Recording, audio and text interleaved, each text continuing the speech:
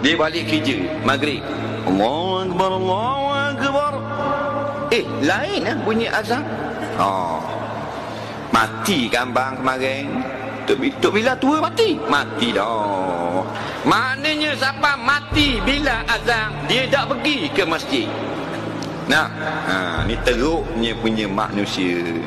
Dah kerja dia benda, pagi petang mencari duit, pagi keluar masuk pejabat, petang berlomba-lomba berebut pula nak balik ke rumah cari duit.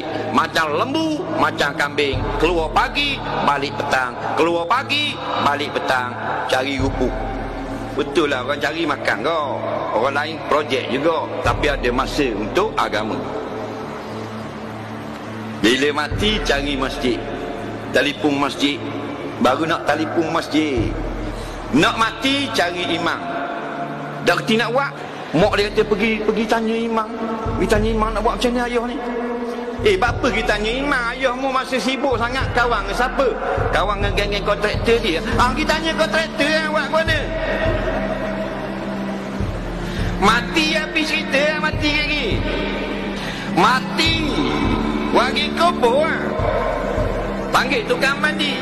Tukang mandi siapa? Assalamualaikum. Waalaikumsalam. Mandi di mana ni? Jenazah mana tu? Jenazah ada kat dapur. Tuan rumah mati.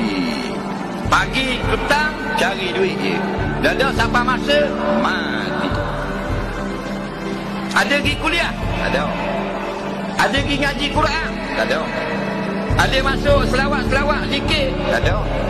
Orang buat-buat kat jemaah ada mari. Tak ada, dia sibuk. Dia memang bagus dia ni. Dia kabur tema bini dia lah. Suami ni memang bagus, dia memang bagus cari rezeki. Dia memang pentingkan makan minum anak-anak. Memang dia bagus suami saya ni, sampai dia tak pedang pergi kuliah. Sampai dia jahil, masuk dalam kubur, tak kenal Rasulullah, tak kenal sifat Tuhan, tak tahu halal haram, tak reti benda akidah ahli sunnah wal jamaah. Tanang di dalam kubur macam tanang anjing yang dilanggar lori.